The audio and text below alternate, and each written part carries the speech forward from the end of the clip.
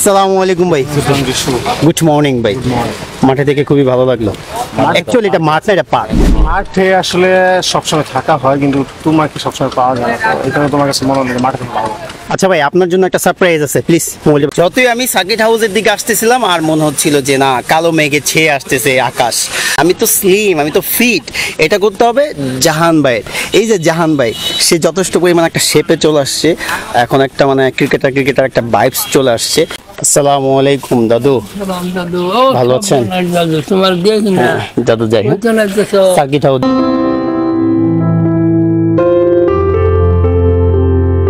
Good morning guys, welcome back to another new daily blog. এখন বাজে সকাল 9টা। আজকে হচ্ছে লাল গাড়ি সিরিয়াল, মানে লাল অটো সিরিয়াল, অথচ লাল অটোর কোনো গাড়ি নাই, সবুজে গাড়ি ভরা। Finally got it. বাসা থেকে বের হয়েছিলাম সুন্দর একটা দিন দেখে, একদম ঝকঝকে রোদ, সুন্দর সানি ডে। ভেবেছিলাম যে আজকে হয়তো বা দীর্ঘ 1 মাস পর স্কিল ট্রেনিং করতে পারি, কিন্তু সেই স্কিল ট্রেনিং এর স্বপ্ন একদম বৃথা। গুড়ি গুড়ি বৃষ্টি শুরু হয়ে গেছে, যে কোনো সময় বৃষ্টি নামতে পারে। আজকে আর স্কিল ট্রেনিং হচ্ছে না, আজকেও same fitness walk, running session, এইসব নিয়ে আমাদেরকে মানে সন্তুষ্ট থাকতে হবে। যতই আমি সার্কিট হাউসের দিকে আসতেছিলাম আর মনে হচ্ছিল যে না, কালো মেঘে ছেয়ে আসতেছে আকাশ, তো তার ফলস্বরূপ বৃষ্টি হয়ে গেছে গুড়ি গুড়ি। আজকে আর স্কিল ট্রেনিং সম্ভব না। বিগত 1 মাস ধরে আমরা শুধু দৌড়াচ্ছি, ফিটনেস কাজ করতেছি, স্ট্রেংথের কাজ করতেছি, এটা করে তো আমার লাভ নাই। আমি তো স্লিম, আমি তো ফিট, এটা করতে হবে জাহান ভাইয়ের।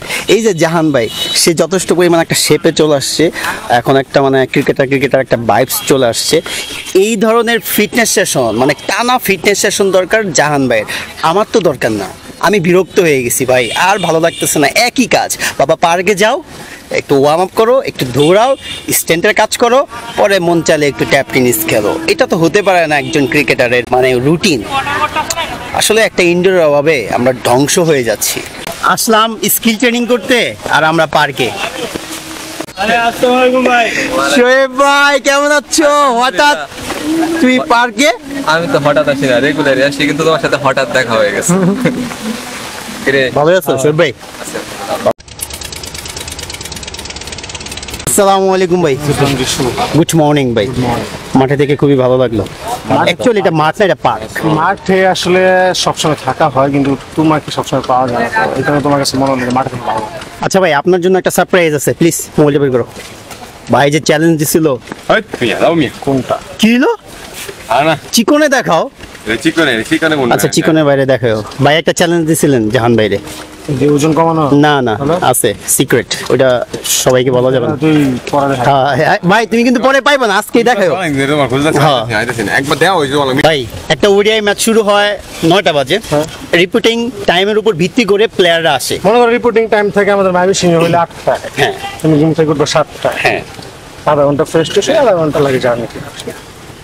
এই 10:30টায় কি আর প্র্যাকটিস? এটাই আমার প্রশ্ন ক্রিকেট একাডেমি অফ ময়মনসিংহ এর স্টুডেন্টদের কাছে, 10:30 বাজে কিসের প্র্যাকটিস? ইভেন আরিফুর রহমান রবিন স্যারের কাছে প্রশ্ন, এই যে 10টা বাজে, এটা তোমরা তো রবিন ভাই স্টুডেন্ট। হ্যাঁ, আমরা রবিন ভাই দিছে টাইমটা, রবিন স্যার দেয়নি। রবিন স্যার বলছে যে তোরাই বল যে কখন প্র্যাকটিস টাইমটা দিলে তোদের ভালো হয়। একজন বলে 9:30, একজন বলে 9টা, একজন বলে 10টা, মানে এক একজন এক এক রকম। এখানে কি কারোর বাসা কি আউট অফ ময়মনসিংহ? না, আউট অফ ময়মনসিংহ কারো বাসা না, শুধু আমার বাসা। আমি গুনটি, এটা আউট অফ ময়মনসিংহ। না না, গুনটি খুব বেশি একটা দূরান্ত। আচ্ছা ঠিক আছে ভাই, আসলে প্র্যাকটিস টাইমটা কখন করা উচিত ভাই আপনার মতে? তুমি ঘুম থেকে 7টা ওইটা 8টা থেকে শুরু করো, বা আরো আগে শুরু করতে বলে আরো ভালো ভাই। আমার জন্য ভাই 10টা বাজে প্র্যাকটিস শুরু হওয়া কিন্তু আমার জন্য লাভ।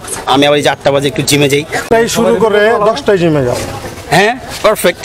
তাহলে এটা চেঞ্জ করো, তোমার সকালে ঘুম থেকে ওঠার অভ্যাস হয়ে গেল। ভাই আপনি একদম মনের কথা বলছেন। আসলে আমরা ক্রিকেট যারা প্র্যাকটিস করি একাডেমি লেভেলে, এত পরিমাণে সময় অপচয় করি যা বলার ভাই।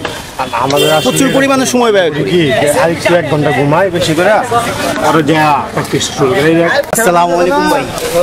গুড মর্নিং সান ভাই। Good morning. কেমন আছেন? আলহামদুলিল্লাহ, ভালো। আলহামদুলিল্লাহ ভাই। ওয়েলকাম আমার ব্লগে। তোমার ব্লগে তো ম্যাক্সিমাম সময় দেখা যায়।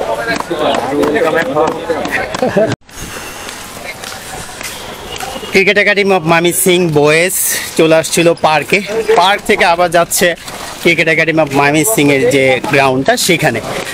আসলে এখানেও প্র্যাকটিস করার মতো আজকে ব্যবস্থা নাই, হয়তো আমরা মাঠে হয়তো ড্রাইভ ক্যাচ আদারওয়াইজ কিছু কাজ করতে পারি, একাডেমিক সংস্কারমূলক কিছু কাজ করতে পারি।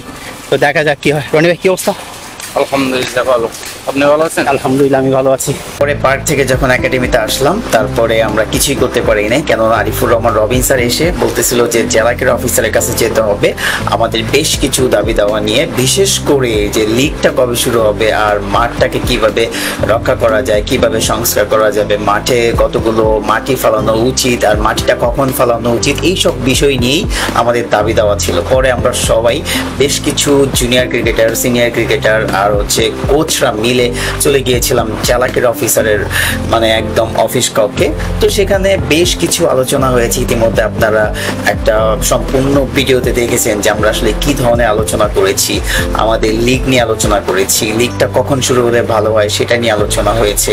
তারপরে মাঠটাকে কিভাবে সংস্কার করা যায়, কখন মাঠটাকে সংস্কার করতে হবে, মাঠে এখন কাঁটাতার দিয়ে বেড়া দেওয়া আছে, তো এই বেড়াটা খুলে দিলেই কিন্তু আবার সেই পাবলিকরা ফুটবল খেলা শুরু করবে। আর মাঠে কখন মাটি ফেলানো উচিত হবে, মাটিটা কিভাবে অ্যাডজাস্ট হবে এখনকার মাটির সাথে, সে সব কিছু নিয়ে কথা হচ্ছিল। আর যথাসময়ে লিগটা শুরু হবে কিনা, লিগটা শুধু প্রিমিয়ার লিগ শুরু হলে হবে না, second division, first division, premier league সবগুলো লিগ অ্যাট আ টাইম মানে সিস্টেম মতো শুরু করতে হবে। আসলে এইসব নিয়ে আলোচনা হয়েছিল, যদিও আগামী এক সপ্তাহের মধ্যে ময়মনসিংহ জেলা ক্রীড়া সংস্থা, তারপরে ডিসি, তারপরে জেলা ক্রীড়া অফিসার, এরা সবাই আলোচনায় বসবে যে লিগটাকে কখন শুরু করা যায়। তারপরে ক্লাব অফিসিয়াল আছে, এদের সাথে আলোচনা করবে। তবে হ্যাঁ, সম্ভাবনা আছে যে যথাসময়ে হয়তো বা লিগ শুরু হতে পারে। এইসব দাবি দাওয়া শেষ করে আমরা যখন বাইরে বের হয়ে এলাম তখন আর প্র্যাকটিস করার মতো এনার্জিও ছিল না, পরিবেশও ছিল না, আবার গুড়ি গুড়ি বৃষ্টিও পড়তেছিল, যার কারণে আর প্র্যাকটিস করা হয়নি। আশা করছি এই ব্লগটি আপনি এনজয় করবেন, আর যদি আমার ব্লগটি এনজয় করে থাকেন তাহলে অবশ্যই লাইক, কমেন্ট, শেয়ার করবেন। আর হ্যাঁ, আমার চ্যানেলের ব্লগগুলো যদি ভালো লেগে থাকে তাহলে অবশ্যই আমার চ্যানেলটাকে সাবস্ক্রাইব করবেন, আমাকে সাপোর্ট করবেন। ইনশাআল্লাহ আবার দেখা হবে পরবর্তী কোনো নতুন ব্লগে। আর হ্যাঁ, দিশুসা ইউটিউব চ্যানেলে প্রতিদিন রাত 8টা বাজে একটি করে ডেইলি ব্লগ আপলোড হচ্ছে। আপনি যদি আমার চ্যানেলটাকে সাবস্ক্রাইব করে থাকেন তাহলে অবশ্যই এই ডেইলি ব্লগগুলো নিয়মিত দেখতে পাবেন, তাহলে আর মিস হবে না। তো দেখা হচ্ছে পরবর্তী নতুন একটি ব্লগে। ততক্ষণ পর্যন্ত সুস্থ থাকুন, ভালো থাকুন, আল্লাহ হাফেজ।